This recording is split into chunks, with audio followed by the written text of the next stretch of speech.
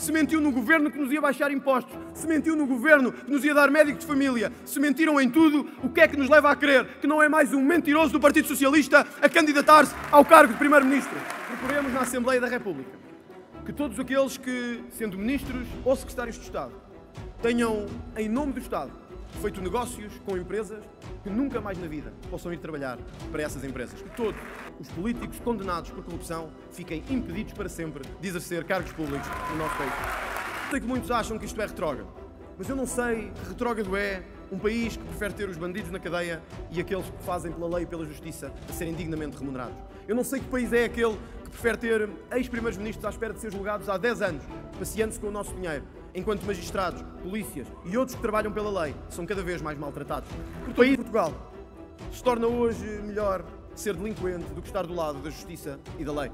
E até no momento final deste governo, quando era possível dar esse sinal de facto que estávamos ao lado das nossas forças de segurança, o governo entendeu discriminá-las e dar a uns um justo suplemento, mas tirá-los a outros para os espezinhar, melindrar e humilhar propositadamente. Isso não é trabalhar pela segurança, nem pelos polícias, nem pelas nossas forças de autoridade. Isso é desautorizar a polícia, é desautorizar os que trabalham por nós e dizer que este é um país onde é melhor ser-se bandido do que ser-se polícia. E eu nunca aceitarei viver num país que assim seja. E eu tenho de começar o discurso deste Congresso por me referir ao novo secretário-geral do Partido Socialista, Pedro Nuno Santos. Pedro Nuno Santos decidiu, num ato profundamente eleitoralista daqueles a que o PS nos habituou nos últimos anos, tentar vir meter-se no protesto das forças de segurança. E disse, o que cito: houve muitos avanços nas forças de segurança nos últimos 8 anos, disse Pedro Nuno Santos. De ontem a hoje, sindicatos, associações, corporações de agentes em todo o país mais não fizeram do que desmentir Pedro Nuno Santos. Eu não sei quais foram esses avanços, mas sei que um país em que um ministro se engana sobre o salário líquido dos polícias, em que temos esquadras que parecem calabouços em todo o país, em que por todo o país olhamos para esquadras onde entra água e onde muitas vezes não se consegue entrar ao trabalhar.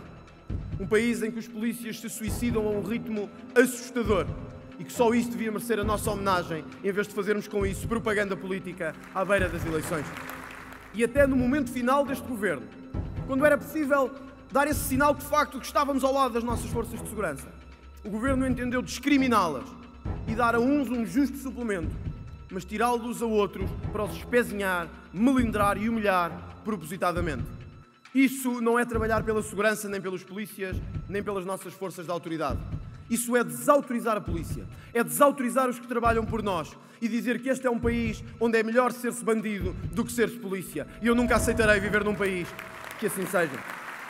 Por isso, o nosso compromisso solene e incontornável de que a primeira coisa que a direita fará à chegada a uma maioria é equiparar os suplementos da PSP, da GNR, da Guarda Prisional, das Forças de Segurança ao que foi justamente atribuído à Polícia Judiciária ao longo do último ano em Portugal. A autoridade que as polícias e a justiça precisam, em que se foi de degradação em degradação até ao país que temos hoje. Nós teremos esse partido da autoridade e da ordem, num país que a perdeu há muito tempo. Num país que sentiu que nas ruas, nas instituições, por todo o Portugal, se torna hoje melhor ser delinquente do que estar do lado da justiça e da lei. Eu sei que muitos acham que isto é retrógrado, mas eu não sei que retrógrado é um país que prefere ter os bandidos na cadeia e aqueles que fazem pela lei e pela justiça a serem dignamente remunerados. Eu não sei que país é aquele que prefere ter ex-primeiros ministros à espera de ser julgados há 10 anos, passeando-se com o nosso dinheiro, enquanto magistrados, polícias e outros que trabalham pela lei são cada vez mais maltratados. O país, ao contrário, é o país que nós queremos resolver ao longo dos próximos anos. Mas que autoridade tem um homem que por WhatsApp governava as instituições, que atribuiu indemnizações de €500 mil a funcionários claramente não qualificados para isso, com o nosso dinheiro, que fazia negociatas com o Bloco e com o PCP para gastar dinheiro português em ações do CTT que não valia para nada? Que autoridade tem um homem que acordou um dia e disse que a localização do aeroporto ia ser esta, e à tarde o Primeiro-Ministro desautorizou e disse que não era esta? Caro Pedro Nuno Santos, a mentira e a manipulação não cabem neste Congresso, mas caem que nem uma luva em si e no Partido Socialista que tem governado Portugal nos últimos anos. Atónito, e estupefactos é como estamos. A caminhar para o 10 de março, por um governo que não caiu pela ação do Presidente da República, que não caiu pela ação dos partidos da oposição, caiu pela velha e conhecida palavra portuguesa: corrupção. Que todos os políticos condenados por corrupção fiquem impedidos para sempre de exercer cargos públicos no nosso país.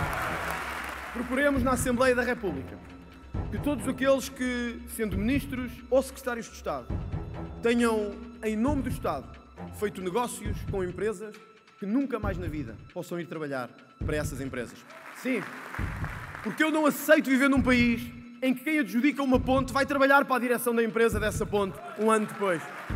Eu não aceito viver num país que quem está numa autarquia e adjudica um serviço público, 2 anos depois vai trabalhar para esse serviço público. Eu não aceito secretários de Estado que saem, como aconteceu com o governo de António Costa, da área do turismo e querem ir trabalhar para empresas na área do turismo.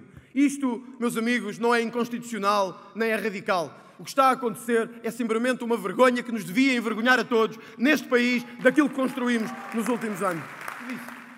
Que era a favor da recuperação do tempo de serviço dos professores. Mas teve azar no tempo, porque uns dias depois votava-se o Orçamento de Estado para 2024. E havia lá a proposta de recuperar o tempo de serviço dos professores. E Pedro Nuno Santos votou ao lado do PS contra a recuperação do tempo de serviço dos professores. Então, nós não podemos ter medo. Estes professores são o futuro das nossas crianças e dos nossos jovens. Eles são o futuro da nossa escola, pública e privada. Todas sem discriminação. Todas sem discriminação. E o compromisso, este é claro, e valor, ao contrário de Pedro Nuno Santos, é que em 4 anos o Chega recuperará o tempo de serviço destes professores, porque eles merecem, a escola merece e a educação em Portugal merece. Há 20 anos prometeram-nos o TGV. Eu ainda tenho em casa a capa do jornal. 2001, Jornal Público. Agora é que é. TGV avança a grande velocidade. Estamos em 2024. E o TGV avançou tanto como o Hospital do Algarve, do Seixal e de muitos outros pelo país todo. Nunca avançou. Eu ainda me lembro do Médico de Família para Todos, em 2015, de António Costa. 1,7 milhões de portugueses não têm hoje médico de família.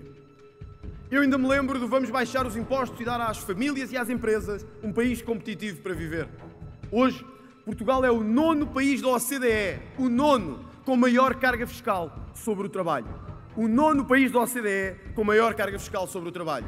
E por isso, a pergunta que deste Congresso fazemos é: se Pedro Nuno Santos mentiu na TAP, se mentiu na habitação, se mentiu na construção da alta velocidade, se mentiu no governo que nos ia baixar impostos, se mentiu no governo que nos ia dar médico de família, se mentiram em tudo, o que é que nos leva a crer que não é mais um mentiroso do Partido Socialista a candidatar-se ao cargo de Primeiro-Ministro? Nós não temos dinheiro dos impostos para aplicar em saúde, em habitação e em educação, meus amigos. Não é porque ele falte, nem é porque ele desapareça no circuito económico. É porque os nossos milhões, os milhões de milhões, continuam a ser desperdiçados num Estado ineficaz, em corrupção, em contratações, em compadrios e em desperdício que torna este país um campeão do desperdício do dinheiro público. Tal como fizemos com os ex-combatentes. Eu quero deixar ao país, solenemente, uma promessa. Não só em meu nome, em nome do Chega, que me acaba de eleger Presidente, em nome de todos os que hoje estão aqui. Eu quero dar-vos a garantia, a vocês que nos estão a ver, ou aos vossos pais e avós, aos que não conseguem pagar o lar, ou aos que não conseguem pagar medicamentos. Eu quero-vos dar esta garantia solene, em meu nome, com a minha total responsabilização, se assim não for. Em 6 anos, se o Chega for governo, não haverá em Portugal uma única pensão abaixo do salário mínimo nacional. Não haverá uma única pensão abaixo do salário mínimo nacional. Se cortarmos na ideologia de género, iremos buscar dinheiro para quem precisa. Se cortarmos em fundações e em observatórios, quase todos com o cartão do Partido Socialista. Se cortarmos nas subvenções vitalícias dos políticos. Se cortarmos no excesso, na enormidade de cargos políticos que há em Portugal. Se cortarmos nos 20 mil milhões que a corrupção tira todos os anos, então sim, será possível que não haja um único idoso com uma pensão abaixo do salário mínimo em Portugal. O único abaixo do salário mínimo em Portugal. Não são os contribuintes todos. Não são todos os que trabalham já com carga fiscal elevadíssima. Não são os portugueses comuns que vão ter de pagar a ajuda ao crédito à habitação que nós não podemos negar. Será a banca e os seus lucros a pagarem o crédito à habitação das famílias portuguesas. Serão os lucros excessivos da banca e daqueles que lucram dezenas de milhões por dia que pagarão aos portugueses o seu crédito à habitação.